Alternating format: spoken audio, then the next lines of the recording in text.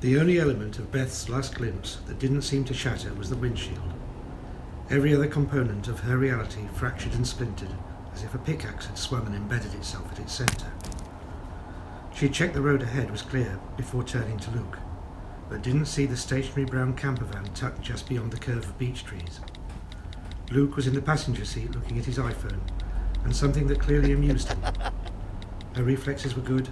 She would have hit the brakes and they would have suffered nothing worse than whiplash, but her eyes were on Luke's, and as he turned to meet her gaze, they'd hit the camper full on. It was the last time she ever saw him smile.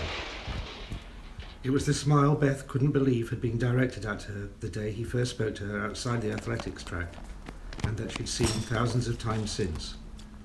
But the crash wiped it from her memory, never to be retrieved. After the impact, it was as if time had continued onwards and left Beth briefly suspended in a vacuum. Then her vision was flooded white, and momentarily she couldn't draw in air through her nostrils or mouth. She could hear the sounds of panic trapped in her head, and the membrane of whatever was trying to suffocate her pressing tight against her face. Her skull was aching, not as if it had been traumatized, but as if it were being pumped up.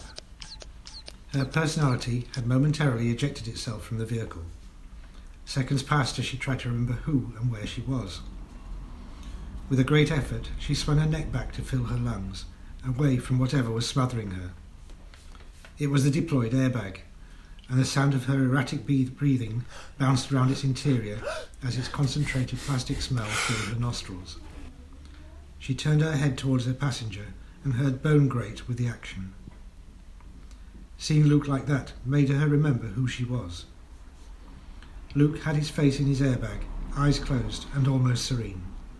She'd helped him shave his head close that morning and momentarily focused on the tiny nick she'd accidentally made.